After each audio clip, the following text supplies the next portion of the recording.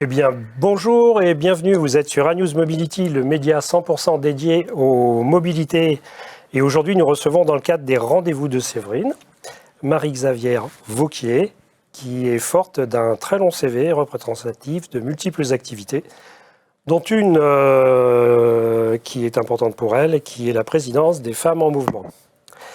Mais avant, c'est la troisième fois le troisième épisode de cette émission. On va faire juste un court rappel pour Séverine, que tu nous dises en deux mots qui tu es et ce que tu as fait. Bonjour à tous les deux.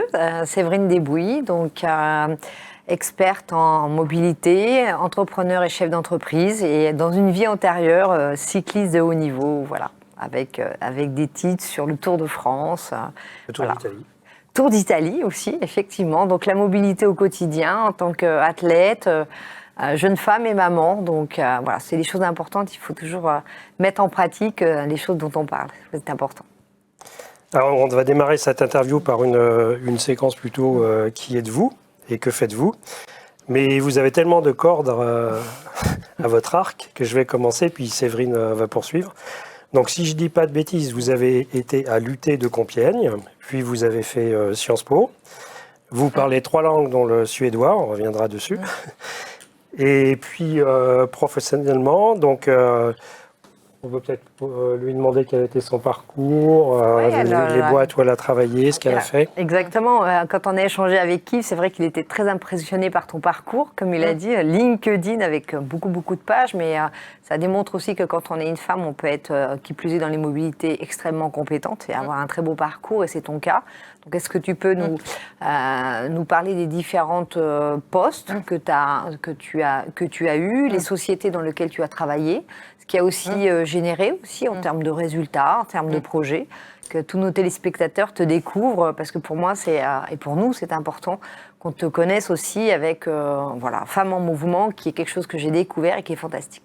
Merci beaucoup. Effectivement, je suis ingénieure de formation et les 10 premières années de ma carrière, je les ai consacrées au domaine de la pollution atmosphérique et de la qualité de l'air. Et puis un été, je suis rentrée de vacances, j'ai vu une offre pour travailler chez Keolis, opérateur de transport public, sur le développement durable. Et ça faisait 3 ans que je faisais des inventaires de pollution atmosphérique. Donc, qui dit inventaire dit répétition. Donc, du coup. Là, c'était au CITEPA, je suppose. Exactement. Ça, c'était au CITEPA. Mais très intéressant, très enrichissant. Et donc, je suis rentrée chez Keolis. J'ai vu de la lumière, je suis rentrée. Voilà. Parce que je ne connaissais pas du tout le monde de la mobilité. Moi, j'étais vraiment la voyageuse lambda qui prend ce qu'on lui offre comme système de transport, etc. Et donc, on était en 2006. Il y avait encore pas mal de problématiques sur la pollution des bus, avec des normes de moteurs qui n'étaient pas très exigeantes, etc. Et puis, en fait, je suis arrivée en 2006. Et quand je suis partie en 2010, entre-temps, il s'était passé le Grenelle de l'environnement. Et dans le Grenelle de l'environnement, il y avait toute cette idée qu'en fait, le transport public, c'est développement durable par nature. Et donc, le sujet qui était vaguement abordé dans des appels d'offres devenait un sujet qui était un peu central. Et donc, je suis rentrée vraiment sur une optique très technique, bus, carburant de toute nature. Et je suis sortie en répondant à des appels d'offres, en allant à des oraux pour expliquer aux décideurs pourquoi nous, on était meilleurs sur ces thématiques-là, ce qu'on allait faire de mieux, etc. Et puis, ça m'a tellement plu que je me suis mise à mon compte, je suis devenue consultante indépendante. Et quand j'étais consultante indépendante, j'avais le temps d'aller en fait à des conférences. Et quand j'allais à ces conférences, au bout d'un moment, je me suis dit, mais c'est marrant en fait, toutes ces conférences sur la mobilité, les panels, c'est toujours des messieurs qui nous parlent, quoi. C'est souvent les mêmes d'ailleurs. Et puis en fait, ils sont tous un peu âgés. Je me suis dit, mais en fait, chez Keolis, des femmes directrices de réseau, des chercheuses, des sociologues, enfin voilà, il y en a plein en fait. Enfin, moi, je les connais. Et ben, si c'est ça, moi, je vais faire une conférence où il n'y aura que des femmes autour de la table. Donc, en fait, Femmes en Mouvement, je l'ai fondée, mais je l'ai toujours menée. Ça a toujours été une activité bénévole et engagée en parallèle de mon parcours professionnel. Donc, après, en fait, j'ai travaillé effectivement 6 mois pour monter le projet Expo France 2025, qui était en concurrence avec les JO. On sait qui a gagné. J'ai aussi investi dans une start-up qui était créée par une amie qui s'appelait TwoSpark. J'ai monté un incubateur sur la logistique et la mobilité des personnes au sein de Paris & Co, l'agence de développement et d'innovation de la ville de Paris. Donc ça s'appelait le Rolling Lab. Et là, j'ai eu l'occasion d'accompagner des startups très chouettes. Et donc, au bout d'un moment, je suis passée de l'autre côté de la barrière. J'ai travaillé chez Tank You, donc qui fait de la livraison de carburant à domicile. Et moi, je travaillais sur la livraison de GNV, qui était très, très, très innovant. Et puis, j'ai reçu un petit coup de fil en fait, de la Fédération des usagers de la bicyclette, de son président, qui cherchait quelqu'un pour une mission. Et puis, en fait, comme j'étais une vélo-taffeuse depuis 91, en fait, à Compiègne, j'avais un vélo pour me déplacer en ville. Du coup, j'ai sauté sur l'occasion, j'ai quitté ma start-up et j'ai rejoint la FUB où je suis restée 1 an et demi. J'ai vécu l'espèce de folie furieuse du Covid et du vélo, qui était le truc pas du tout attendu, mais en fait, alors faut se rappeler en fait que le confinement, c'est un confinement où il fait beau, il fait chaud. En fait, il a fait très très beau. Et du coup, tout le monde se disait que le vélo, c'était une vraie solution de mobilité parce qu'il faisait beau, en fait. Et je pense que s'il avait plu tous les jours, il n'y aurait pas eu le même engouement qu'aujourd'hui. Et donc voilà. Et puis, j'ai quitté la FUB l'été dernier. J'ai aussi travaillé chez un fournisseur d'énergie. Et là, maintenant, je suis directrice de mission sur la transition énergétique chez CETEC ITS, qui est un bureau d'ingénierie et de conseil. Alors, on a eu déjà quelqu'un ici qui s'appelle Clotilde Imbert, que vous devez connaître. Tout à fait. Donc, quand on parle de mobilité et de vélo, elle aussi, elle est passée par la Suède. C'est un passage obligé. C'est quoi le rapport? Alors, je sais que la Suède, je sais qu'à Stockholm, c'est la ville où il y avait le plus de Prius, donc de voitures hybrides à l'époque. C'est le hasard de la... En fait, à Stockholm, la nature est omniprésente. Je pense que c'est ça, en fait, qui fait ce truc-là. C'est-à-dire qu'en fait, on passe son temps à passer des ponts, on habite sur des îles, on est très facilement, en fait, dans la campagne. Le réseau de bus est très, très développé. Donc, au bout de 40 minutes, on est dans la cambrousse. Et donc, je pense que c'est... Enfin, moi, j'ai vécu en Suède entre 98 et 2000, donc ça commence à remonter. Mais je pense que c'est ce qui m'avait vraiment frappé, c'était le fait qu'ils étaient toujours très connectés à la nature. Voilà, on peut croiser des canards, des cygnes, etc. Et donc, je pense qu'il y a un peu de ça. Alors, j'avais effectivement un vélo en Suède. J'allais en vélo au boulot de temps en temps. Mais moi, ce que je disais, j'étais vélo-taffeuse. Enfin, mon premier vélo, c'était en 91 à Compiègne, où le réseau de transport était en libre accès. Gratuit, comme on dit vulgairement. Moi, je dis libre accès. Et on en avait pour notre argent, c'est-à-dire que c'était nul, en fait. On le paye sur ses impôts, quelque part. Voilà. Donc voilà. C'est vrai que quand on écoute ton parcours, on comprend aujourd'hui comment Femmes en mouvement se crée, et puis surtout... tu as l'expertise à 360 degrés, quoi. Donc, est-ce que tu peux nous développer un peu plus, justement, Femmes en mouvement, combien vous êtes, quel est l'objectif, les projets, parce que c'est vrai qu'on est à moins d'1 an et demi maintenant des Jeux Olympiques, et je pense qu'un réseau, une association comme la vôtre a une vraie plus-value, je pense, pour apporter en termes d'expertise, peut-être à d'autres Jeux Olympiques ou à d'autres candidatures, parce que vous êtes, de par vos compétences, clés. Donc, tu peux nous en dire un petit peu plus ? Alors au départ, en fait, Femmes en mouvement, c'est vraiment non mais j'en ai marre de ces conférences où il n'y a que des hommes. Moi, je vais faire une conférence où il n'y aura que des femmes, publiée sur LinkedIn, donc en 2015. Et puis en fait, comme c'est sur LinkedIn, quelques personnes qui réagissent et qui me disent si tu y vas, on y va avec toi. Donc on se retrouve un jour, puis on se dit bon, c'est bien beau, on a dit qu'on allait faire une conférence, on n'a jamais fait ça de notre vie, personne. Ok, bon, ça ne semble pas non plus, voilà, c'est pas du rocket science, mais de quoi on va parler pendant une journée? On s'est dit, on va quand même pas te regarder le nombril pendant une journée. Et là, il y a des femmes autour de la table qui ont dit, mais tu sais, il y a des chercheuses qui travaillent sur la mobilité des femmes. Et là, j'ai dit, ah bon, la mobilité des femmes, mais c'est quoi? Nous, collectivement, on a dit, en fait, et on s'est interrogé, et en fait, on a réalisé à ce moment-là que nous-mêmes, experts du sujet, on avait complètement intégré et inconscientisé que le système, il était fait par des hommes pour des hommes sans prendre en compte nos besoins spécifiques. Et par exemple, toutes les femmes que je connais, quand elles prennent les transports en commun, quand elles montent dans un bus, quand elles montent dans une voiture de métro ou de train, elles vont regarder autour d'elles, est-ce que je suis en sécurité ou pas? Je me sens pas en sécurité, je laisse passer, ou je vais dans celui d'à côté, etc. Les hommes ne font jamais ça.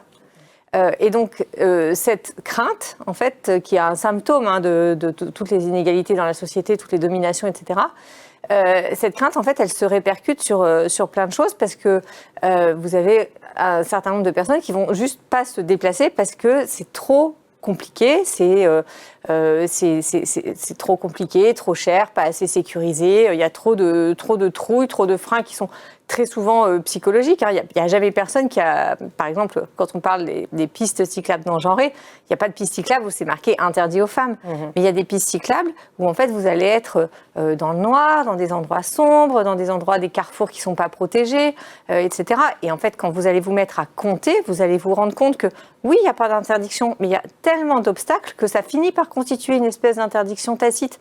Donc, le meilleur indicateur d'une ville cyclable, pour parler de vélo, c'est la parité sur les pistes cyclables. C'est-à-dire, si vous avez autant d'hommes que de femmes, ça veut dire que votre piste cyclable, elle est bien fichue. Et parce qu'il y a de l'éclairage et tout ça. Et en fait, les hommes vont en bénéficier aussi parce que tout le monde, moi je dis souvent, toutes les femmes ne sont pas des Calamity Jane, mais tous les hommes ne sont pas non plus des cow-boys dans la pampa en train de tirer sur tout ce qui bouge. Il y en a plein, ils sont très gentils et ils veulent qu'on soit gentil avec eux aussi, quoi.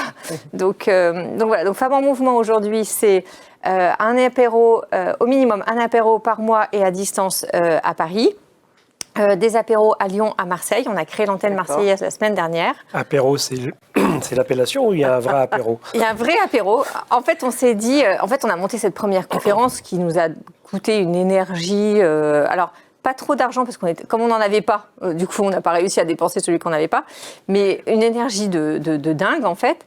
Et du coup, quand on a cherché un petit peu notre modèle, et puis un jour, on s'est réunis avec 3-4 fondatrices des tout premiers jours, et puis on s'est dit, bon, soit on arrête, soit on fait un truc archi simple, on se réunit dans des cafés, on boit des coups, et pour éviter de faire un club de vieilles copines avec toujours les mêmes, on a une invitée d'honneur. Qui est un petit peu notre raison de venir. Et alors, pour tout vous raconter, le tout premier apéro, on l'avait fait à Saint-Germain-des-Prés dans un café très sympa qui s'appelle le Pré-au-Clair et qui est pas très loin de la librairie La Procure. Et il y a eu un incendie à la librairie La Procure le jour de notre premier apéro. Donc on avait 32 inscrites et inscrits, et il y en a 6 qui ont réussi à passer la barrière des pompiers, parce que les pompiers en fait interdisaient le quartier. Donc voilà. Mais on s'est quand même accroché, et donc ça, voilà. Donc là on fait ça. Donc ce qui pour un réseau professionnel féminin, donc mixte, parce que les messieurs sont les bienvenus, un événement par mois, c'est quand même un sacré rythme. Hein. Ouais. C'est déjà pas mal. Et donc là, on est très contente parce qu'il y a des Marseillaises qui se sont dit ah non mais nous on veut aussi Femmes en Mouvement à Marseille. Donc on a fait ça la semaine dernière autour de Véronique Haché, qui était une femme qui, à l'époque, travaillait chez Autolib, quand on a créé Femmes en Mouvement, mais qui avait tout un parcours et qui nous a beaucoup aidé en fait, à monter le tout premier événement. Donc aujourd'hui, vous avez combien d'antennes sur la France? Alors, on est sur une ligne Lille, Paris, Lyon, Marseille. On a 100 adhérentes individuelles, mais on a surtout 30 entreprises qui sont adhérents à titre de personnes morales, dont la Direction Générale Infrastructure, Transport et Mobilité au ministère des Transports. Donc là, c'est Clément Bonne himself qui a signé son bulletin d'adhésion. Il est en photo sur le site pour la remise de... Voilà. Enfin, nous sommes en photo, parce que je suis à côté de lui. Comment vous dites Clément Bonne. Voilà. Moi, je l'ai vu en photo. Oui, oui. Non, mais on est à deux sur la photo. Oui, je sais. Voilà. Non, mais parce que voilà, on est très... Voilà. Non, mais c'était assez marrant parce qu'en fait, à la DGITM, il y avait un certain nombre de fonctionnaires qui étaient très motivés et elles m'ont dit, mais comment on matérialise un peu le truc? Moi, j'ai pas d'idée. J'aurais dit, mais moi, j'ai une idée, on va faire une photo. Et du coup, on a fait une table ronde, un moment d'échange, etc. C'était très chouette. Alors, comme vous êtes très dynamique et que vous le prouvez, y compris dans votre discours, votre parcours, il est quand même, il est très rapide. Il y a eu beaucoup de choses. C'est quoi ça veut dire, je vais faire un peu de provocation. Hein, vous avez la bougeotte, ou vous êtes très vite. Voilà, il faut que vous passiez à autre chose, ou c'est un besoin d'apprendre, de découvrir, de faire plusieurs choses à la fois. C'est quoi le fil conducteur? C'est pour faire quoi au final? Alors, c'est bon. D'abord, quand je suis tombée, quand je suis tombée dans la mobilité, ça m'a vraiment passionnée parce que, par exemple, j'ai écrit un essai socio-économique sur la question des taxis à l'ère du digital parce que je suis très curieuse. C'est pour ça que j'ai repris mes études en 2017. Moi, je suis quelqu'un qui aime beaucoup apprendre. Si j'ai bien regardé, c'est à ce moment-là que vous étiez, c'était très précurseur par rapport à ce qu'allait devenir Uber. Exactement. Par exemple. Exactement. Et donc, en fait, ce sujet de la mobilité, moi, c'est un sujet... En fait, je trouve que c'est le sujet de la vie. Je trouve que, à l'école d'ingénieurs, on avait un prof de philo qui s'appelait Bernard Stiegler et il nous disait, voyez, la différence entre avant et maintenant, c'était qu'avant, vous ne quittiez pas votre village, vous restiez au même endroit toute votre vie. Enfin, c'était le lot de l'immense majorité de l'humanité. Et aujourd'hui, en fait, ne pas bouger, ça paraît bizarre, en fait, ne jamais se déplacer, jamais quitter, je sais pas, sa commune, sa région. Aujourd'hui, on bouge peut-être trop et c'est pas bon pour la planète. Alors, c'est aussi une autre question. Ça, c'est vrai que c'est une vraie question parce qu'il y a un moment, oui, exactement, ça, je suis bien d'accord. Mais moi, c'est tous ces aspects de la mobilité. Après, c'est aussi, Expo France, c'était un projet qui a été un peu, alors je vais pas dire tué dans l'œuf, mais en tout cas, le poussin s'est fait couper la tête assez vite après être sorti de sa coquille. Et donc, c'est des opportunités, oui, c'est des rencontres aussi. Après, par exemple, il y a des... gérer les 18 mois à la FUB, ça a été mon expérience la plus intense de toute ma vie, quoi. Au mois de mai 2020, c'était le Covid, on était tous confinés, et moi, je travaillais, parce qu'il y avait 10 000 choses qui se passaient en même temps. Enfin, c'était super intense. Donc, j'ai beaucoup d'énergie, mais elle n'est pas non plus inépuisable. Donc, il y a des moments, c'est bien aussi de se reposer. Et de ménager, et puis de rester aussi toutes les facettes qu'on a, d'avoir une vie de famille, d'avoir des amis, de voyager un peu, retourner en Suède. Alors justement, tu exprimes, et Yves l'évoquait, toutes les briques en fait que tu as travaillé sur les mobilités. Que penses-tu justement actuellement avec l'arrivée des Jeux, avec le constat qu'on fait, c'est qu'on voit plutôt les mobilités qui travaillent en silo et pas de façon transversale. Et c'est vrai que c'est quelque chose qui reste compliqué, alors qu'on pourrait tout fédérer et puis se poser autour de la table, quoi. C'est quoi ton approche par rapport à ça ? Moi, je pense qu'en fait, il y a un énorme éléphant dans la pièce qui est l'industrie automobile. C'est-à-dire qu'on est tous... je suis toujours frappée de voir que, par exemple, il y a eu le forum de l'AIT, l'Agence d'innovation dans les transports, il y avait toute la place. Toute la place dans le sens, toutes les grosses entreprises, les startups, les incubateurs, le ministère, etc. Et il manquait l'acteur qui fait comment on se déplace dans 80% des cas, l'acteur de l'automobile. Donc moi, je trouve que c'est ça, en fait, parce qu'il y a une telle... Dans chaque voiture, vous avez 1 500 € de publicité. 1 500 € de publicité. Je veux dire, il n'y a aucun autre secteur de la mobilité qui est en capacité de balancer systématiquement, jour après jour, heure après heure, à la télé, qui reste un média de masse, que, en fait, la liberté, le bonheur, c'est d'être dans une voiture. Et ça, en fait, c'est vraiment parce que c'est des emplois, parce que c'est plein de choses. Et d'ailleurs, on le voit avec l'arrivée du véhicule électrique, il y a aussi cette idée qu'en fait, il y a beaucoup moins de pièces en fait, dans un moteur électrique que dans un moteur thermique. Donc, c'est-à-dire qu'il y a moins d'entretien, il y a moins de réparation, il y a besoin de moins de force de travail. Et donc, il y a moi, je pense que le vrai sujet, c'est ça. C'est-à-dire que tant qu'on ne fera pas une clé de bras à l'automobile pour leur dire, mais laissez de la place aux autres modes, en fait.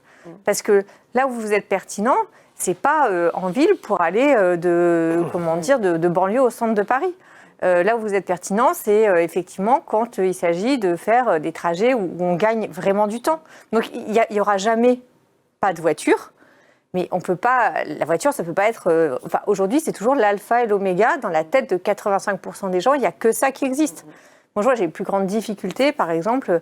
Prenez la génération de nos parents qui ont grandi avec cette idée que l'automobile, c'était la liberté, c'était pouvoir aller plus loin, c'était pouvoir voyager, etc. Quand vous leur dites de prendre le train, il y en a certains, mais il faut vraiment qu'ils soient acculés, qu'il n'y ait plus aucune solution pour que vous les fassiez monter dans un train. C'est une anecdote. La dernière fois que j'ai pris le train, j'ai fait un aller, le retour, c'était un Flixbus et 6h30 pour remonter à Paris parce qu'ils étaient en grève. Oui. Mais bon, ça arrive. Les voitures, elles ne font pas grève. Non, mais là, c'est l'anecdote. D'ailleurs, je pense, alors, on fait une fixette beaucoup sur l'automobile, mais je pense que c'est beaucoup plus, c'est mon point de vue, c'est beaucoup plus large que ça. C'est qu'on ne met pas tout le monde autour de la table en disant on va raisonner, réfléchir, mobilité.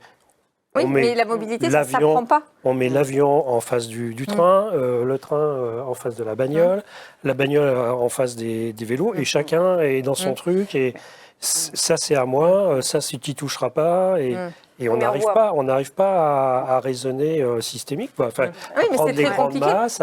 Mais c'est très complexe, en fait, une réflexion systémique, parce que si on prend l'histoire de Femmes en Mouvement, par exemple, On pourrait dire que les femmes elles se fassent embêter dans les transports, après tout, la plupart du temps, c'est pas grand-chose, on s'en fout. Non, en fait, parce que systémiquement parlant, ça veut dire qu'en fait, elles renoncent à des emplois, elles renoncent à des rémunérations, que du coup, en fait, ça fait de la pauvreté, ça fait des choses comme ça. Mais la pensée systémique, c'est une pensée qui est complexe, et sur la mobilité, on ne vous apprend pas à vous déplacer. En gros, vous apprenez à vous déplacer avec vos parents. Et en fonction des habitudes de vos parents, vous allez adopter en fait les mêmes, ou plus ou moins les mêmes habitudes. En fait, on ne change d'habitude de mobilité que quand on déménage. Et le français ne déménage pas super souvent. Donc, moi, je vois mes enfants, en fait, on a déménagé dans une ville de banlieue dans laquelle la pratique du vélo est facile. Du coup, ils font du vélo. Mais si on était resté à Paris, ils se déplaceraient en métro. Ils ne feraient pas de vélo. Oui, parce qu'il y a des infrastructures. Et voilà. Et puis parce qu'il y a moins de, il y a aussi moins de voitures, moins de camions, moins de dangers. Mais si on avait ce discours comment dire, d'avoir des pubs à la télé, à des heures de grande écoute aussi, de transport public, de vélo, etc., vous prenez comment dire, les enseignes majeures sur le vélo en France, elles ne font pas de pub à la télé. Alors, donc ça modèle un imaginaire. Hein. Alors, ça serait quoi dans un idéal demain? Voilà, les mobilités dans une grande ville, voire monde rural. Ça serait quoi? Je pars de chez moi, je me déplace pour le travail, en famille, c'est quoi l'idéal? C'est quoi la boîte à outils clés pour demain développer les mobilités et le voir perdurer? Moi, je pense que déjà, en ville, il faudrait effectivement que toutes les villes soient 100% cyclables, ce qui ne veut pas dire qu'il n'y ait que 100% de vélo, ce qui veut dire juste qu'en fait, on puisse aller de n'importe quel point à n'importe quel autre point en vélo de façon sécurisée, avec aussi tous ces formidables nouveaux vélos qui n'existaient pas il y a encore 15 ans, mais où vous pouvez emmener les enfants à l'arrière, les vélos cargo et tout. Moi, je trouve ça absolument génial. Moi, pendant 10 ans à Paris, j'avais un espèce de vieux vélo hollandais que j'avais acheté en Hollande, que j'adorais, mais enfin voilà, les vitesses passaient plus. Bon, on ne me l'a jamais volé en même temps. Mais donc, ça veut dire ça. Ça veut dire aussi que dans les territoires ruraux, un endroit qui est très intéressant, c'est les Pays de la Loire. Les Pays de la Loire, les châteaux de la Loire à vélo. Pour les gens qui habitent les riverains de la Loire à vélo, ils savent ce que c'est un cycliste. Hein. Un cycliste, c'est du chiffre d'affaires. Et bien, ils les respectent. Quand vous êtes ailleurs en France, un cycliste, c'est quelqu'un qui m'empêche d'aller à 80-90 sur la départementale. Du coup, vous n'êtes pas du tout respecté. Si toutes les campagnes étaient comme la Loire à vélo, mais il y aurait la proportion de vélos, ça serait 15%. Un truc comme ça. Parce qu'il y a plein d'endroits. En ville, par exemple, quand vous avez je sais pas, la rue du Faubourg Saint-Antoine à Paris, là, il n'y a rien à faire en fait, c'est contraint, vous n'allez pas pousser les murs. Quoi. À la campagne, il y a plein d'endroits, vous pouvez faire des belles pistes cyclables au bord de la route. Alors peut-être qu'il n'y aura pas le trafic qu'il y a sur la nationale, mais peut-être qu'il y aura aussi des gens qui... parce que à la campagne, par exemple, 20% des femmes n'ont pas le permis de conduire. Vous vous rendez compte de ce que c'est de vivre à la campagne sans le permis de conduire? On ne bouge pas. Et bien voilà, c'est une assignation à résidence. C'est rien d'autre que ça. C'est 20%? Oui, 20%, contre 10% des hommes. Mais ça, c'est un vrai sujet. C'est un vrai sujet. Mais sauf qu'on est tellement dans cette idée, les gens qui décident, c'est des gens qui comprennent comment ça marche, savent prendre le train, l'avion, etc. Donc se mettre dans la peau de quelqu'un qui ne sait pas comment ça marche. Si vous discutez avec des responsables d'auto-école en insertion, vous avez des gens, en fait, ils n'ont jamais eu de voiture, ils ne savent pas du tout comment on se comporte dans une voiture. Justement, on se rend compte C'était des invités qu'on avait eu à un apéro Femmes en Mouvement, c'était sidérant ce qu'elles nous racontaient, parce que c'était...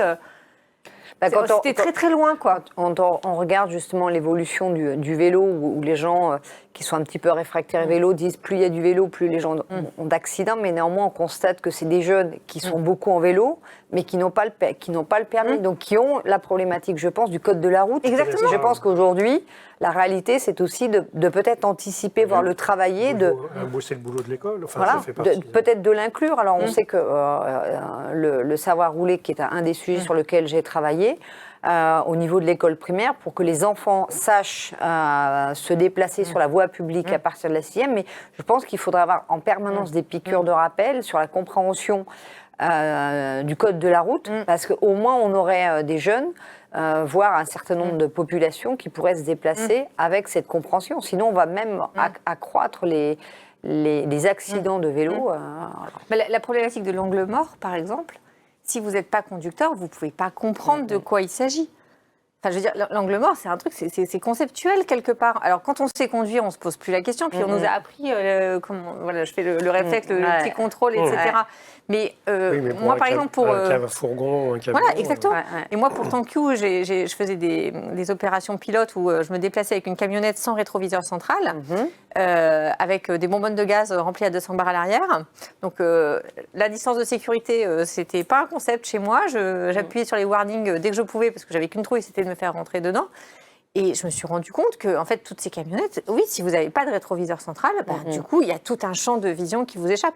Et un matin, sur le périph', je ne me suis pas poussée assez vite, il y a un motard, il a rabattu mon rétroviseur extérieur. Et je me suis dit, mais en fait, je ne peux plus jamais sortir du périph'. Parce que comment je change de fil, en fait, si je n'ai pas, j'ai pas de rétroviseur.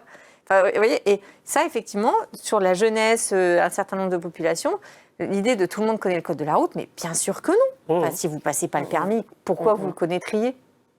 Et le code de la route, c'est fait pour les automobilistes. Et les automobilistes, c'est pas tout le monde. C'est une large partie de la population, mais c'est pas tout le monde. Le code de la route, par définition, comme s'il est pour tous ceux qui empruntent la route. Oui, mais si vous êtes passager d'un bus, vous n'avez pas de raison de connaître. Oui. Donc, non, mais c'est des trucs, des œillères qu'on se met. Et sur la question des femmes dans la mobilité, c'est pareil. Hein. Il y a plein de. Moi, je me souviens, peu de temps après la création de Femmes en Mouvement, on a fait une réunion au ministère. Elisabeth Borne était ministre des Transports. Elle a convoqué plein de gens autour de la table, dont nous, dont le directeur de la sécurité de Keolis, pour parler de cette question du harcèlement des femmes dans les transports publics. Et moi, quand j'avais été chez Keolis pendant 4 ans, j'avais jamais vu. J'étais au développement durable, donc j'étais au croisement de tous les sujets. J'avais jamais vu passer le sujet. Je n'avais pas été embêtée à titre perso, je ne le voyais pas. Et le directeur de la sécurité de Keolis, qui lui avait une vision sur tout le groupe, etc., a dit bah oui, moi aussi je découvre le sujet parce que comme les femmes pensaient que c'était normal de se faire embêter, bah, elles ne se plaignaient pas. Comme elles ne se plaignaient pas, on ne le voyait pas. Comme on ne le voyait pas, on ne faisait rien. Est-ce que justement, dans Femmes en Mouvement, vous avez, depuis que vous existez, vous avez réussi à, je sais pas, à déterminer les 10 commandements de Femmes en Mouvement et les 5 ou 10 objectifs à atteindre, et vous en êtes où sur l'échelle des 5 ou 10 c'est une bonne question, ça. Alors, les 10 commandements, Alors peut-être que c'est 8. Non, mais c'est une bonne façon de voir les 15, choses. Bah, déjà, dans les 10 commandements, le premier, déjà, c'est de poser des questions aux femmes. C'est-à-dire de les faire parler, en fait. De savoir c'est un lieu de quoi c'est là où elles peuvent s'exprimer. Exactement. De ce quoi qu'elles ne disent pas ailleurs. Mais c'est vous êtes opérateur d'un réseau de transport public, faites-les parler. Enfin, demandez, demandez que ce soit à votre force de travail, à vos salariés, c'est quoi ce qui vous manque pour que ça se passe bien, ou à vos clientes. Par exemple, on sait que si vous êtes dans une rue commerçante, vous avez un arrêt de bus à placer, où est-ce que vous le mettez ? On peut se dire que ça n'a pas d'importance. Bah, si vous le mettez devant un commerce, c'est vachement rassurant, parce que le commerce, il va être ouvert le soir quand il fera sombre. Il y a quelqu'un dedans. Donc en fait, si on a besoin, si on ne se sent pas en sécurité et tout, ça veut dire qu'on peut attendre le bus éventuellement dans le commerce. Ou si on sent un danger, une menace, on peut y aller. Et ce genre de choses, en fait, si vous ne le dites pas, on a traduit sur notre site internet, il y a tout un article qui s'appelle... qui vient d'un bouquin d'une chercheuse anglaise qui est passionnante, qui s'appelle Caroline Criado-Pérez, sur l'influence le genre et le déneigement. Comme ça, on se dit, mais ça n'a que ni tête ce sujet. Et ben, en fait, dans une ville, si vous n'avez pas réfléchi, vous déneigez quoi en premier ? Vous déneigez la route pour les voitures.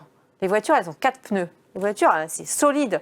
Ça a la tenue de route. C'est cette fameuse tenue de route là. Vous êtes une femme sur vos petites chaussures là, à marcher dans la neige avec la plaque de verglas. Bon bah, si vous commencez par déneiger les trottoirs, vous allez faire quoi ? Bah, vous aurez beaucoup moins de gens aux urgences, parce que les personnes vulnérables en voiture, quand il y a dans la rue, quand il y a de la neige, c'est pas les automobilistes, c'est les gens qui marchent. Et les gens qui marchent, bah, c'est plus des femmes que des hommes. Donc en fait, si vous commencez par déneiger les trottoirs, vous avez voilà, mais c'est parce que vous avez posé la question, vous avez regardé les statistiques avec ces fameuses lunettes du genre. C'est tout un sujet. Mais nous, on est arrivés en 2015, en fait, c'était un peu avant MeToo. Il y avait eu un Femmes en Mouvement avant nous. Il y en avait qui s'étaient fédérés 20 ou 30 ans avant. Mais pas nécessairement sur les sujets de mobilité. Si, sur les sujets de mobilité. Mais c'était avant le digital, par exemple. Donc ça veut dire que quand elle faisait des convocations, des trucs, il fallait mettre des courriers sous pli, il fallait téléphoner, envoyer des fax et tout ça. Enfin, moi, vous m'enlevez le digital pour faire Femmes en Mouvement, je remballe. Je vais faire autre chose de ma vie. Donc, tous ces sujets-là, c'est des sujets qui émergent. Et en fait, quand vous déroulez la plotte, il y a plein de sujets derrière. Par exemple, sur les foyers monoparentaux, 85%, c'est des femmes chefs de famille. Et du coup, vous voulez embaucher des femmes, d'accord ? Vous voyez arriver une femme qui pourrait être conductrice de bus. Vous dites, ah non, mais alors les contraintes, les horaires décalés, le truc, le bidule, bon, finalement, je vais prendre le monsieur à côté. Mais si vous aviez dû embaucher une infirmière, vous ne seriez pas posé la question, parce que les infirmières, c'est des femmes, en fait, à 90%. Et elles ont aussi des horaires décalés, il y a aussi de la pénibilité et tout ça. Donc, il y a un nombre de schémas mentaux qui sont complètement dingues. Et donc, nous, on essaye de les casser petit à petit. Donc, dans nos réalisations, par exemple, on a contribué à créer, avec un magazine professionnel qui s'appelle Ville, Rail et Transport, le prix de la mixité. Ils font un palmarès tous les ans. C'était un palmarès, on récompensait que des initiatives techniques. Or, l'industrie du transport, c'est une industrie avec des gens, et en plus non délocalisables, etc. Donc, donc, nous, on a fait créer le prix de la mixité. Et c'est le seul prix, finalement, qui récompense les efforts qui sont faits pour la force de travail. Voilà, ça peut être... Alors, le prochain objectif de Femmes en Mouvement, je sais qu'il y avait un événement il n'y a pas très longtemps. C'est quoi le prochain objectif, là, à court terme, à 6 mois? On sait... Alors, à 6 mois, on a un sujet qu'on doit finir de traiter, qui est un sujet sur la gouvernance et le financement. En fait, quand vous êtes un réseau professionnel féminin ouvert, si vous êtes fermé, la question ne se pose pas, mais si vous êtes ouvert, vous vous adressez à toutes et tous, vous pouvez être éligible au régime du mécénat.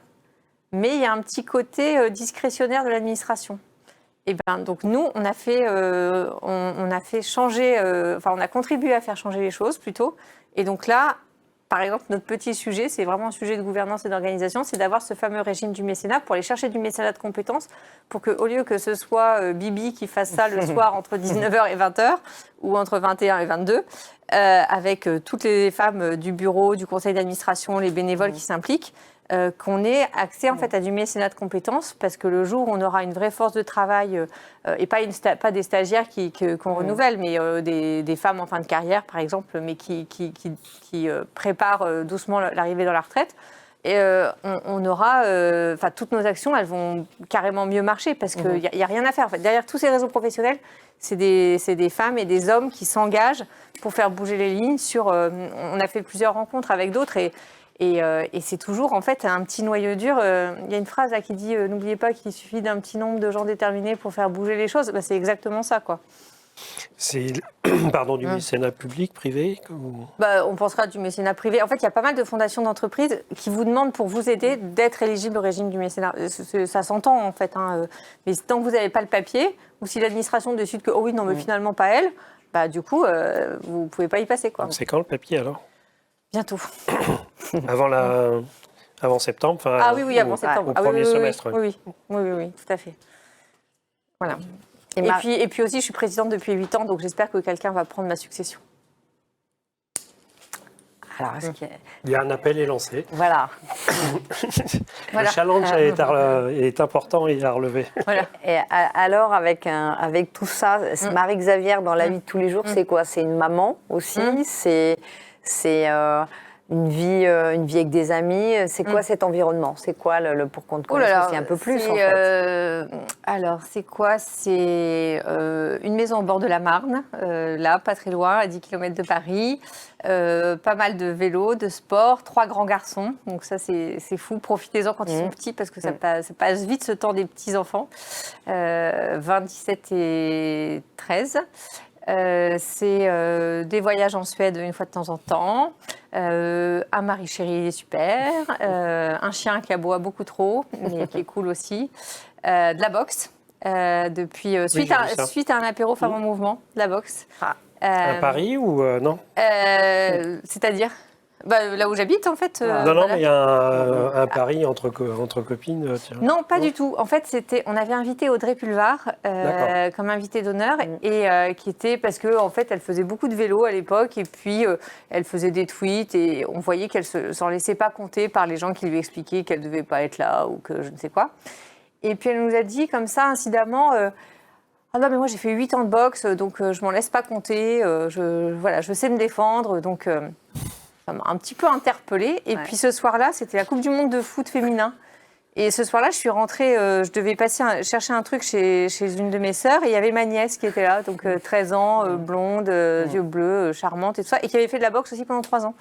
Et je la vois rentrer, et je lui dis, je dis, Victoire, ce soir, on a eu une discussion là, avec Audrey Pulvar sur la boxe. Je dis, t'en penses quoi, toi qui faisais de la boxe avant? Et puis elle me dit, ah bah, moi c'est bien parce que je fais de la boxe que je sors le soir et que maman, elle me laisse faire. Et j'ai dit, ah bon? Elle était haute comme 3 pommes, quoi. J'ai dit, ah ben ça alors. Je suis rentrée chez moi, j'ai regardé sur le site de La Vie au Grand Air, de l'association sportive de Saint-Maur. J'ai vu un club de boxe féminine, je me suis inscrite. Et voilà. Et non, mais en fait, la boxe, c'est tout simple. Si vous vous faites embêter, vous n'avez jamais fait de boxe, qu'est-ce que vous faites? Vous faites comme ça. Vous êtes genre, vas-y, serre-toi. Si vous faites de la boxe, vous faites ça. Je ne sais pas, je serais bien incapable, je pense, déjà, de balancer. Ça met une distance. Et ben voilà, ça met une distance, exactement. Ça met une distance et ça envoie le message de je ne suis pas une proie facile, prends plutôt quelqu'un d'autre, quoi. Ben, je peux vous dire que si toutes les femmes. Prends pas quelqu'un. Non, mais si toutes les femmes, si toutes les petites filles, elles apprenaient à l'école juste ce geste-là, ça changerait déjà pas mal de choses, quoi. Alors j'ai vu autre chose, si j'ai bien lu, c'est la voile. Oui. Alors, vous en avez fait, vous en faites? Eh ben, je suis en train de m'y mettre. Ouais. Voilà, le problème de Paris, c'est qu'on est un petit peu loin de l'océan. Alors moi, il s'avère que j'ai un club de voile qui est vraiment au pied à Saint-Maur. On a un club de voile. À Saint-Maur, on a tout. De toute façon, Saint-Maur, c'est super. Donc, j'ai fait des cours pendant 1 an. Mais moi, ce que je veux, c'est pouvoir partir sur un habitable. En gros, faire une croisière sur un habitable en étant là-bas. Mais à voile. Oui, à voile. Et donc, vous avez passé votre permis côtier, alors? Non, pas encore, parce que c'est encore assez récent, mais j'avoue que non, je trouve ça super kiffant. Et puis, ce côté décarboné, pour le coup, c'est quand même génial. Vous êtes sur le bateau, il y a le vent qui souffle dans la voile, pas forcément dans la direction que vous voulez, vous placez bien vos voiles, et puis zoup, c'est parti. Mais c'est fantastique. Alors, il y a quand même un moteur, parce qu'on Pour rentrer au port. Pour rentrer et sortir au port, parce qu'on n'a pas le droit autrement. Mais non, moi, je trouve ça fantastique, la voile. C'est à côté, et puis après... Alors, pour le coup, en Suède, on a appris à se baigner par toutes les températures, dans toutes les criques, sur les îles, etc. Pas mal de bateaux aussi. Ah oui, voilà. Et du coup, avec un bateau à voile, vous pouvez aller jeter l'ancre n'importe où et faire des plongeons tranquilles dans l'eau fraîche, en Bretagne ou ailleurs. Voilà. Alors, si on devait faire maintenant, si vous aviez... alors, je dois dire, pas de vin, mais devineresse en français. Pas très beau à l'oreille, mais...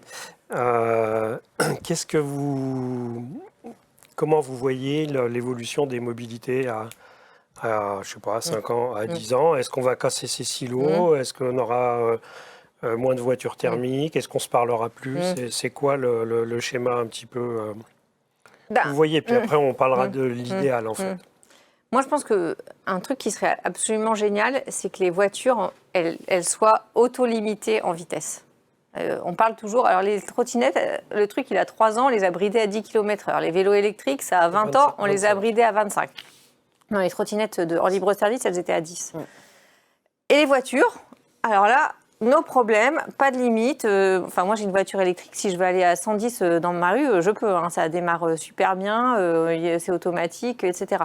Mais sur l'autoroute, vous allez être vite en... Exactement. Ça va baisser en autonomie. Je veux dire, une voiture électrique, par définition, c'est une voiture qui va faire beaucoup de villes. Et pour le coup, elle n'a aucun device automatique qui vont la bloquer pour qu'elle ne soit pas dangereuse. Parce qu'en plus, une voiture électrique, ça ne fait pas beaucoup de bruit. Donc, ça rajoute des trucs. Ça accélère très vite. Et ça accélère très vite. Et tout ça, alors, que ça ne fasse pas de bruit, c'est un vrai confort pour les riverains. Mais il faut les entendre, etc. Il faut retourner en Suède acheter une Volvo parce qu'elles sont limitées à 180, je crois. Ils ont limité leur SUV électrique. 180, pour le coup, mais ça, c'est une conception de mec. À quoi ça sert une voiture? Pour pouvoir doubler. Oui, mais en plus, une voiture électrique à 180, elle fait 4 km. Ça n'a aucun sens. Donc, moi, ce que je pense, c'est qu'il y a un moment, l'industrie automobile, elle va se faire rattraper par la patrouille et on va leur demander, en fait, de coupler ce fameux GPS qui vous dit tu as le droit d'aller à 50, et ben du coup, tu limites la vitesse, elle est limitée à 50. Et alors, si on fait ça... Sur les voitures, il y a les régulateurs et il y a aussi le limiteur. Et le limiteur, on ne peut pas aller au-delà. Oui, mais on peut le mettre pour les enfants. C'est pas automatique. Non, il faut le voilà, mettre. Et ben moi je pense que l'avenir c'est ça, c'est que ce soit mis en automatique, qu'on ne puisse pas le déverrouiller parce qu'il n'y a jamais, trouvez-moi une situation dans laquelle être pas assez rapide, c'est vraiment ça le danger. C'est pas ça le danger, c'est quand on va trop vite. Ça n'arrive pas. Non, mais c'est des trucs qu'on se dit pour se rassurer, quoi. Mais en fait, ça n'arrive pas.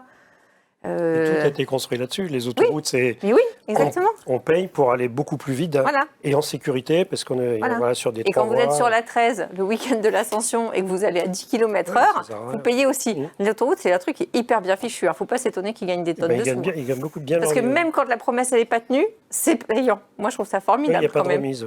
Voilà. C'est comme si on achetait des bouteilles d'eau vide et on les payait le même prix que si elles étaient pleines.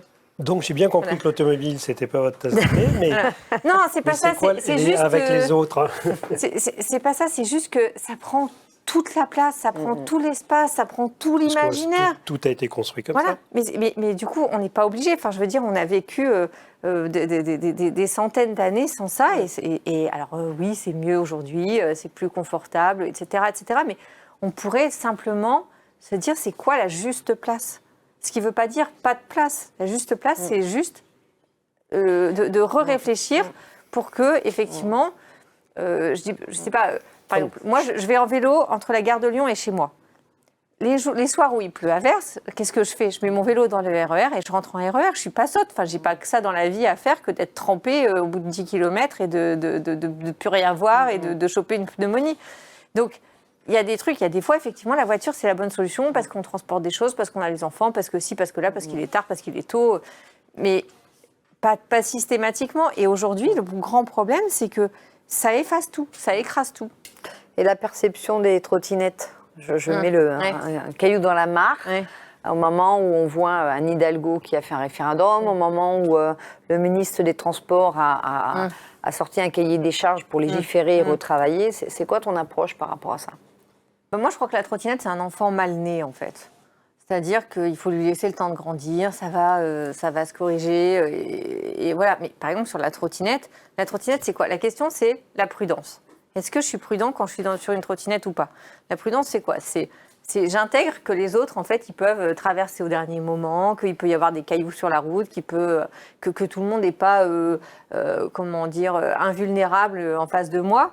Et du coup, quand vous regardez, les problèmes d'accidentologie, c'est des problèmes de prise de risque et c'est des problèmes de mecs. Voilà, c'est aussi bête que ça. Les filles, en fait, moi, je regarde tous les comportements à risque sur mon trajet tous les jours. C'est très souvent des hommes, en fait, qui sont impliqués. Et du coup, la trottinette, c'est ça, parce que ça a été pris en main aussi par les trottinettes débridées que je vois passer avec des types qui sont habillés comme Robocop. C'est une fois sur 100, c'est une femme, quoi.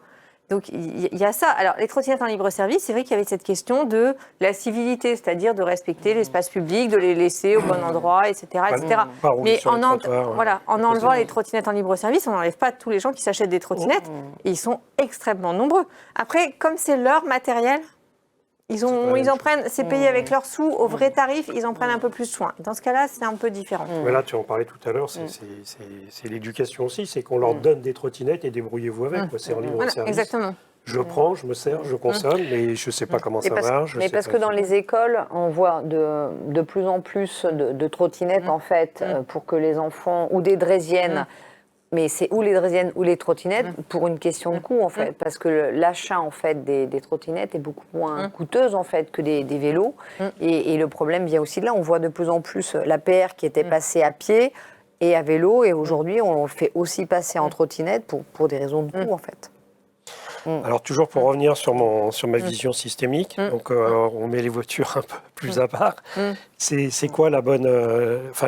l'idéal, c'est la marche du vélo, du train, et puis de la voiture, vraiment, quand on ne peut pas faire autrement en campagne ou quand on ne peut pas faire autrement tout court. Mais en tout cas, c'est de se poser la question et de ne pas s'interdire des modes de transport parce qu'on ne connaît pas, parce qu'une fois, ça n'a pas bien marché et que du coup, en fait, on se dit plus jamais. Enfin, si on arrêtait de prendre la voiture à chaque fois qu'on se retrouvait dans des embouteillages, mais de toute façon, il n'y aurait plus d'embouteillages parce qu'il n'y aurait plus personne en voiture.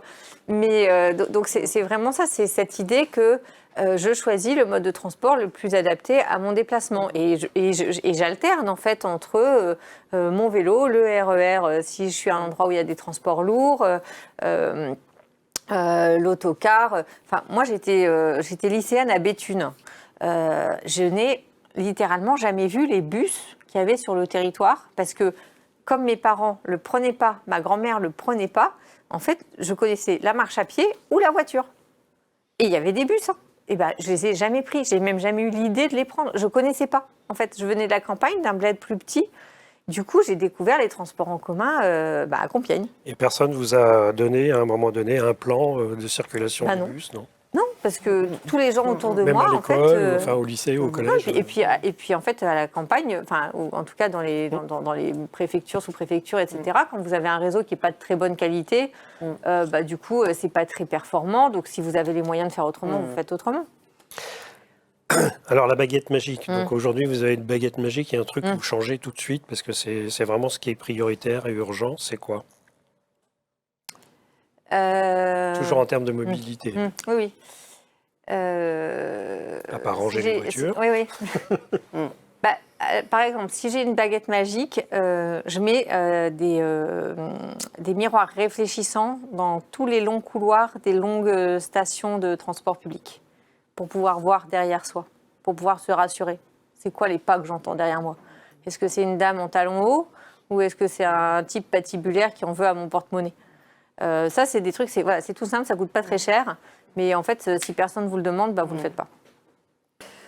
Et le coup de gueule, le truc qui vous énerve, mais c'est c'est insupportable. L'interview de Sébastien Loeb dans le Figaro cette semaine. Le type qui explique qu'à 120, il s'endort sur l'autoroute. Mais mec, si tu t'endors à 120 sur l'autoroute, mais reste chez toi ou prends un chauffeur. Mais non, c'est parce que lui, il roule à 180 sur les rallyes. Oui, c'est pour ça. Si tu ne sais conduire que dans un rallye, ne conduis que dans un rallye. Moi, ça ne me pose pas de problème. C'est ce qu'il fait, je pense. Hein. Voilà. Mais si tu ne sais pas conduire comme un type civilisé, et puis dis pas ça dans le Figaro, ou dans n'importe quel média, c'est scandaleux. Ça. Enfin, il est payé par des marques aussi. Hein. Mais peu importe. Enfin, je veux dire, vous avez la sécurité routière qui se bat depuis des années. Dans les années 70, c'était 18 000 morts par an l'année, le pic. 18 000 morts. En 76, on était, oui, effectivement, dans les 16-18 000 morts par an. Donc là, on est arrivé à 3 000. Avec un parc roulant beaucoup plus faible. 6 fois plus faible, je crois. Aujourd'hui, on est arrivé à 3 000. Dans les 3 000, il y a 2400 bonhommes qui meurent. Hein.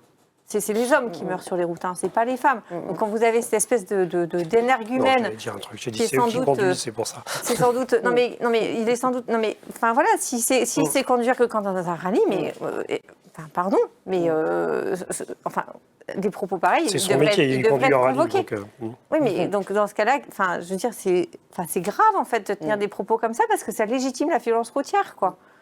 Franchement, c'est scandaleux. Moi, j'y réfléchissais à votre question en arrivant ce matin. Je me suis dit, c'est quoi ce qui m'énerve? Il n'y avait pas grand-chose qui m'énervait. J'ai vu passer ça, j'ai sauté au plafond.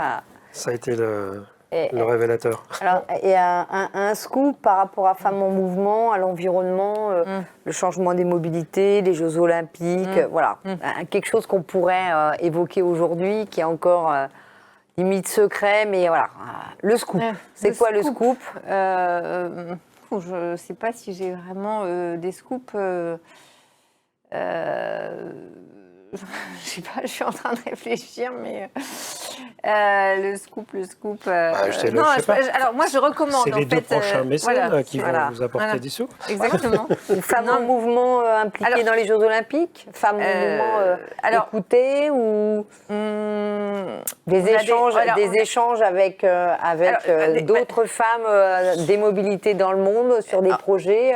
En fait, déjà, ce que je pourrais dire, c'était qu'il y a 8 ans, quand j'ai fait mon coup de gueule, c'était mi-mai de mémoire, sur LinkedIn, j'aurais jamais pensé que 8 ans plus tard, en fait, je ferais des présentations au ministère des Transports pour expliquer tout mon sujet et que tout le monde m'écouterait en opinant du chef.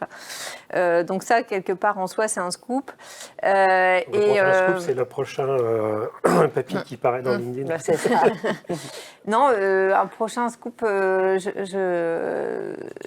j'espère qu'on va réussir effectivement à se calmer sur la mobilité. C'est-à-dire à se dire c'est quoi la dose de mobilité qui va bien, quoi, en fait. Est-ce que j'ai vraiment besoin de me déplacer tout le temps dans tous les sens?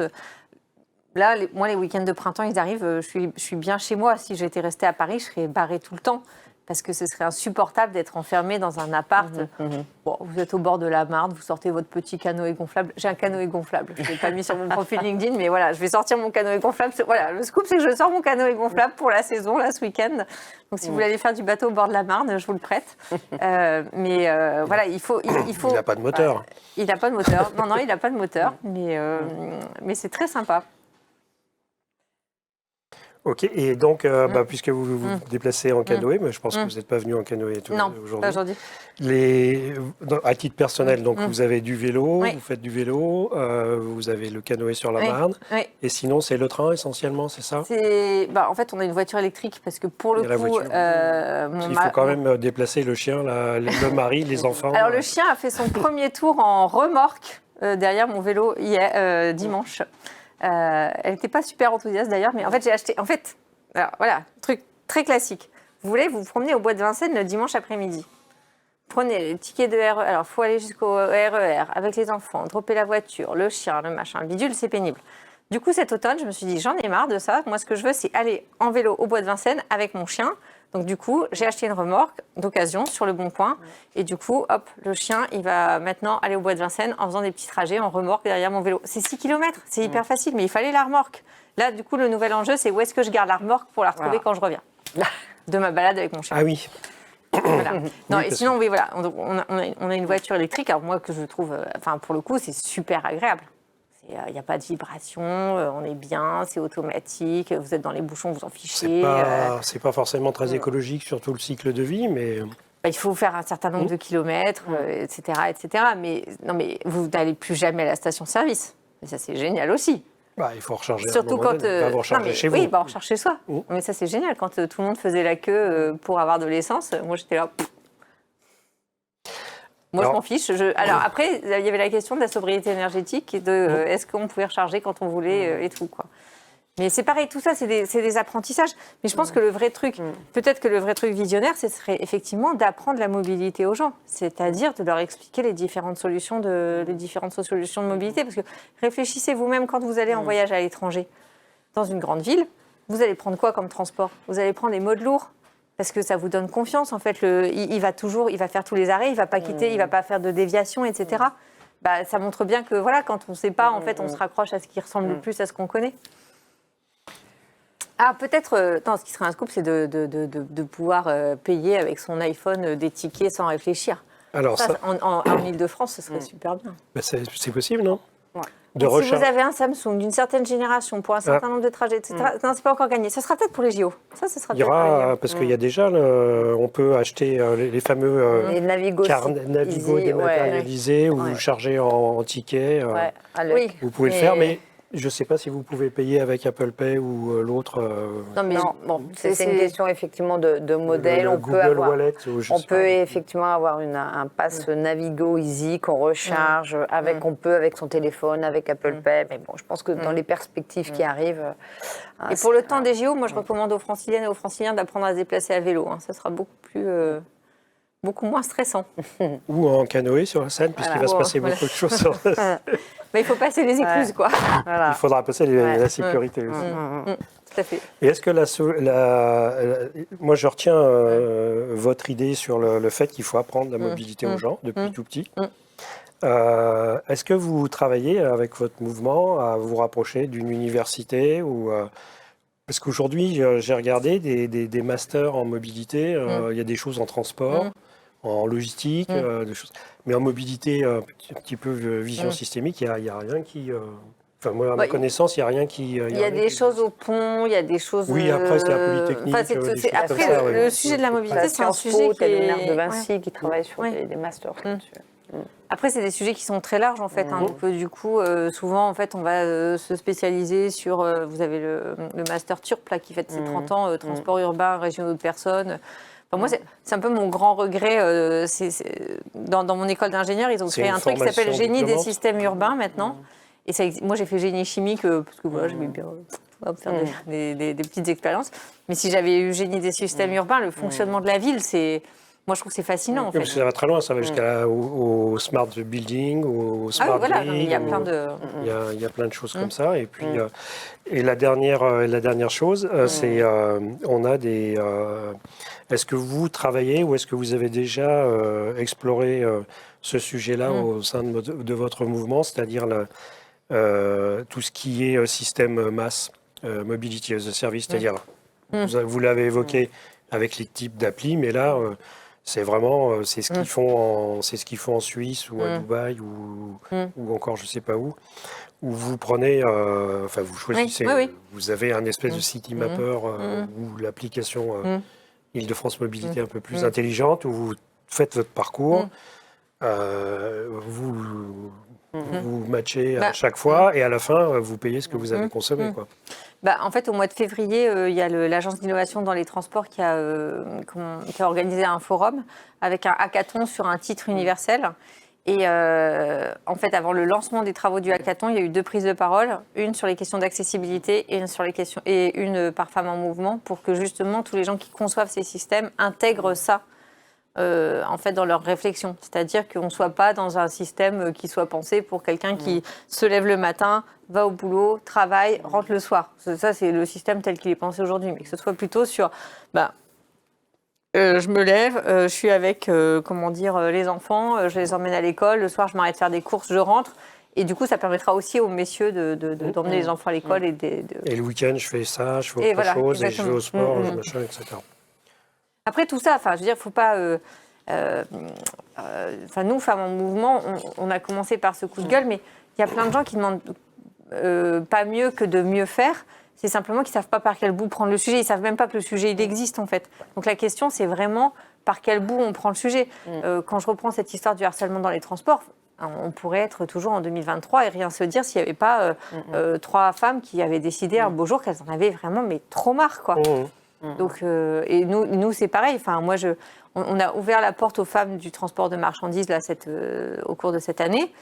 Moi, ça fait 8 ans que je me dis, quand même, elles nous voient faire, elles vont faire pareil de leur côté. Bon, elles ne le font pas, tant pis, on va le faire avec elles. Et puis le jour où elles voudront faire de leur côté, qu'elles fassent de leur côté, ce sera très bien.